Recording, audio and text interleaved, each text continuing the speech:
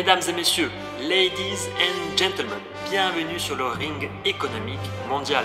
Ce soir, en direct sur Cryptorizon, un combat titanesque s'annonce. D'un côté, l'homme au discours tranchant, le président des États-Unis au tweet ravageur, le bulldozer Donald Trump. Avec un style offensif et sans filtre, il revient dans l'arène avec un seul objectif, exploser les verrous de la réserve fédérale. Stratégie, coup de pression frontaux, droit de douane massif et en plan pour relancer la planche à billets à toute vitesse. Il veut des taux d'intérêt bas, tout de suite et sans concession.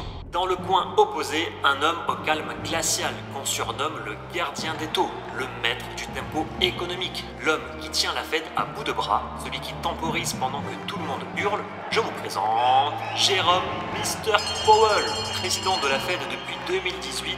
Il encaisse les coups avec sang-froid et répond avec la même stratégie depuis le début, prudence, stabilité et indépendance. Pour lui, pas question de céder à Trump.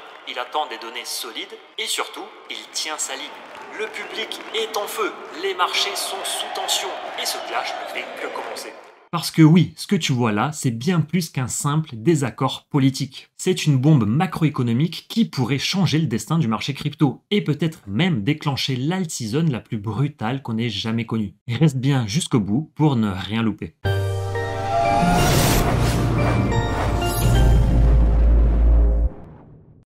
Et pendant que Trump et Powell s'échauffent, toi aussi tu peux repartir gagnant. Pour rappel, dans chacune des vidéos qui va suivre, je vais faire gagner 20 $ à un membre de ma communauté. Pour participer, c'est super simple. Like cette vidéo, abonne-toi à la chaîne et lâche ton avis en commentaire de ce que t'en penses de ce combat entre Trump et Powell. Le gagnant de la dernière vidéo sera annoncé à la fin de celle-ci et le gagnant de cette vidéo sera tiré au sort lors de la prochaine.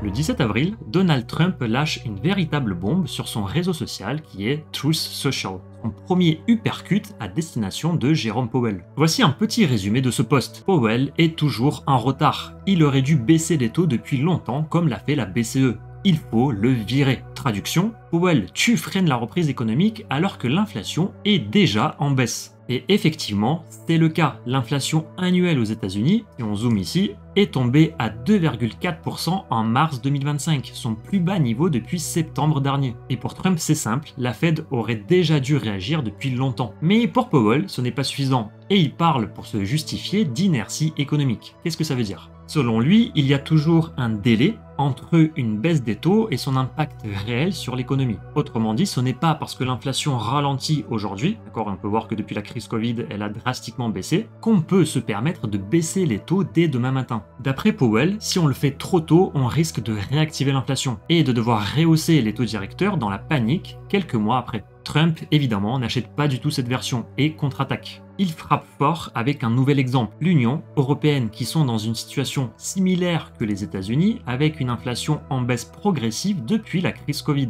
On peut voir que nous avions atteint les 10,6% en octobre 2022 dans la zone euro, suite à quoi le taux d'inflation n'a cessé de diminuer jusqu'à atteindre aujourd'hui les 2,2%. Donc en gros, exactement pareil qu'aux États-Unis. Et pourtant, la Banque Centrale Européenne a déjà baissé ses taux directeurs 7 fois depuis 2024. Là où la Fed ne se limite qu'à 3 baisses d'à peine 1%, passant de 5,5% à 4,5%. Dans la zone euro, nous sommes à 2,4%. C'est pour ça que Trump, lui, veut aller beaucoup plus loin et beaucoup plus vite. Il veut des taux directeurs proches de 2%, notamment pour éviter que la dette américaine n'explose encore plus. C'est ce que nous avons vu en détail dans la vidéo précédente, donc je ne reviens plus dessus. Si jamais ça vous intéresse, je vous mets le lien en description.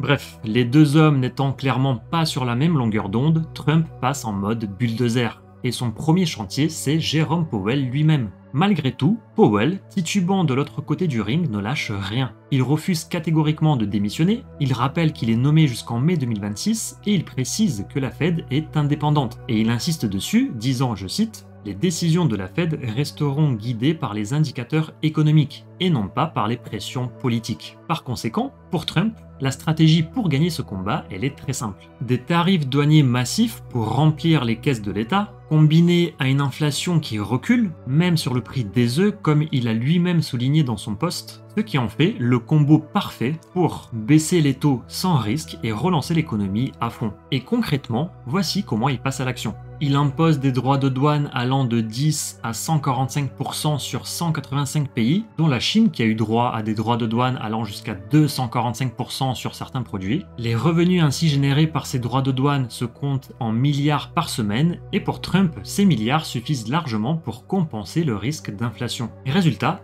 il met la pression à Powell pour qu'il baisse les taux directeurs de moins 2% lors de la prochaine réunion de la Fed, passant ainsi de 4,5% actuel à 2,5% souhaité.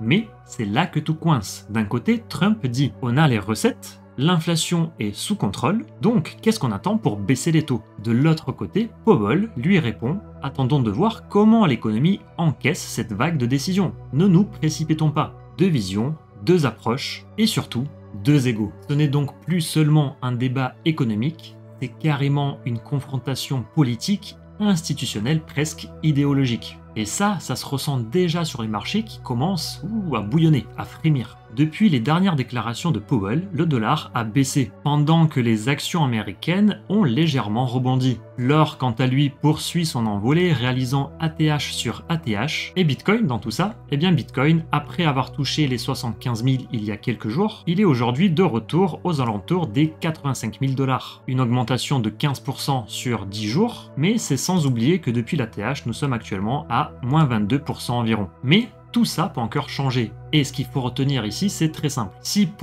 Jérôme Powell tombe, ou s'il cède ne serait-ce qu'un peu, la suite pourrait être très explosive pour différents marchés boursiers, ainsi et surtout pour les marchés des crypto-monnaies. Car ce que Trump, il veut à tout prix, c'est relancer la planche à billets. Et ça, pour les crypto-monnaies, c'est du pain béni. Voyons ça de plus près.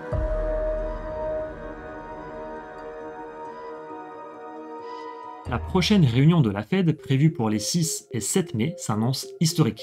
Il y a deux scénarios possibles. Premier scénario, Jérôme Powell cède face à la pression de Trump et décide de baisser les taux directeurs. Exactement ce que réclame la Maison Blanche. La baisse des taux, c'est le feu vert pour des actifs à haut rendement, dont Bitcoin est en première ligne. Donc, une baisse des taux signifie l'explosion des crypto-monnaies. C'est le scénario que tout le monde surveille car c'est le plus bénéfique pour le marché crypto, pouvant à lui seul créer la plus grosse des alt seasons qu'on ait jamais vue. Mais rien n'est encore joué. Le deuxième scénario, c'est que Powell résiste. S'il refuse de céder à la pression politique, à la pression que Trump essaie de lui mettre, il peut décider de ne rien toucher. Pas de baisse des taux, pas de mouvement, rien. Pas de bras, pas de chocolat. Un choix totalement envisageable, mais qui pourrait avoir des conséquences dramatiques. Tout d'abord, ça pourrait intensifier les tensions entre la Maison Blanche et la Fed. Ensuite, il faut rappeler que les marchés boursiers détestent l'incertitude. Dans un flou total, les investisseurs généralement commencent à paniquer et les prix partent dans tous les sens. Ce qui fait que les marchés deviennent encore plus imprévisibles. Oui, même si c'est déjà le cas aujourd'hui, ça peut l'être encore plus. Et le marché des crypto-monnaies, alors là, je vous en parle même pas. Dans un tel contexte, ça peut voler dans tous les sens. Maintenant, pour tous ceux qui se demandent pourquoi une baisse des taux ferait exploser le marché crypto, voici un petit résumé.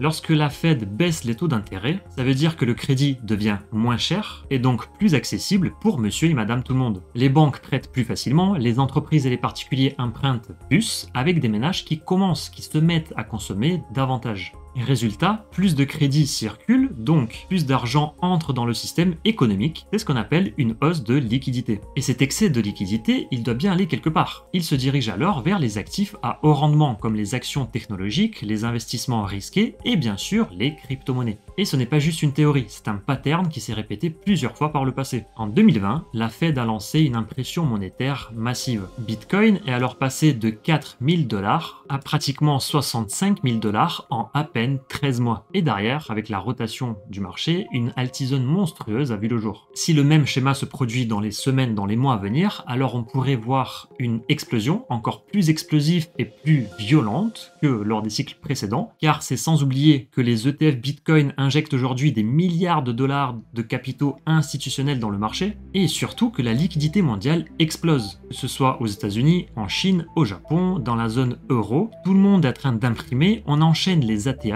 la BCE continue de baisser les taux, et À quoi on pourrait s'attendre? Eh bien, à une baisse des taux de la part de la Fed. C'est justement ce bras de fer qu'il y a entre Trump et Powell qui va déterminer de si oui ou non la Fed baisse les taux dans les semaines à venir. Et tout ça pourrait aller encore plus vite si les États-Unis décident de relancer une politique de quantitative easing, un levier puissant qu'on a déjà expliqué en détail dans cette vidéo. Et dans un tel contexte, certains analystes commencent déjà à chuchoter des targets de prix qui paraissaient il y a quelques semaines à peine irréalistes. Un Bitcoin à 150 000 $, un Ethereum à 5 000 $, oui, même si la plus grande majorité des investisseurs n'y croient plus du tout, il pourrait nous surprendre comme à chaque fois, ou encore un Solana à 500 $. Ça nous fait par rapport au prix actuel un petit x 3,5, sur lequel je pense aujourd'hui tout le monde se jetterait. Et si tu veux mon avis, si Trump obtient gain de cause à la Cour suprême, ou si Jérôme Powell ne cède ne serait-ce qu'un petit peu, eh bien on pourrait venir visiter ces prix avant 2026. Mais attention, aujourd'hui, rien n'est joué et tout peut encore partir en vrille. Et voici pourquoi.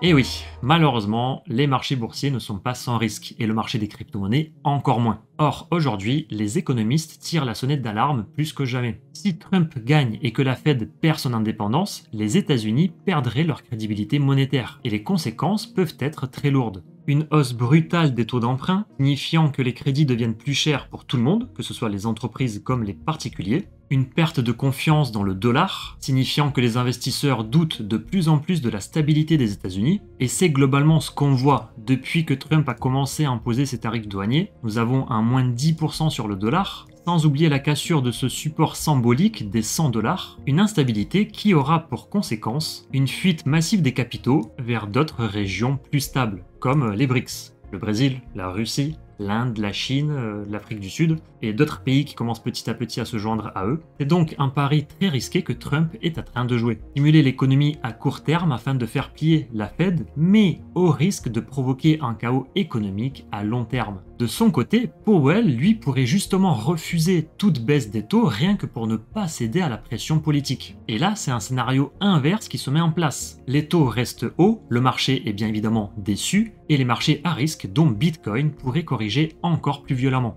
Et c'est justement là que ton plan personnel entre en jeu. Il faut que tu sois préparé aux deux scénarios. Voici ce que je te recommande. Reste exposé à Bitcoin tant que la liquidité mondiale augmente. C'est ce que nous avions vu ensemble dans ce post Twitter. Pense ensuite à prendre des profits progressifs avec les bonnes stratégies de sortie. Qu'est-ce qu'une bonne stratégie? C'est tout simplement une stratégie qui te convient. Il y a autant de stratégies qu'il y a d'investisseurs, donc à toi de te chercher. Tu peux essayer les stratégies des autres au début si tu veux, mais tout le monde est différent. Nous avons tous des objectifs différents, nous avons tous une aversion au risque différente, donc essaie de trouver ta propre stratégie. Et surtout, reste lucide. Bien évidemment, plus facile à dire qu'à faire, mais en gros cela signifie ne trade pas avec tes émotions. Si tu sens que tu veux FOMO, si tu sens que t'es en plein FUD, ferme ton écran et va dehors, prends l'air, vois ta famille, car l'objectif c'est de surtout trader avec le contexte et non pas les émotions. Parce qu'au final, ce ne sont ni Trump, ni Powell, ni la Fed qui décideront du sort de ton portefeuille, mais c'est toi. Et comme promis, allons à présent tirer le gagnant du dernier giveaway. On va prendre le lien de la vidéo. Il y a eu 70 commentaires au total, avec parfois des commentaires très pertinents, donc voilà, bonne chance à tout le monde. On confirme, start, et le gagnant, cette fois-ci, est Slap3583, super analyse, merci. Eh bien, bravo à toi, viens me voir sur Telegram, le lien se trouve en description, et je t'enverrai ton dû. Et pour tous les autres, rendez-vous lors de notre prochaine vidéo pour connaître le gagnant de cette vidéo. Je croise les doigts pour toi. Si maintenant tu veux comprendre pourquoi Donald Trump tient à tel point à faire plier la Fed, je t'invite à regarder cette vidéo dans laquelle je t'explique absolument tout ce qu'il faut savoir. Je te la mets également ici et tu vas voir, elle complète parfaitement ce qu'on a vu aujourd'hui. Les amis, je vous dis à la prochaine, prenez soin de vous, prenez soin de vos portefeuilles, prenez soin de vos proches et ciao.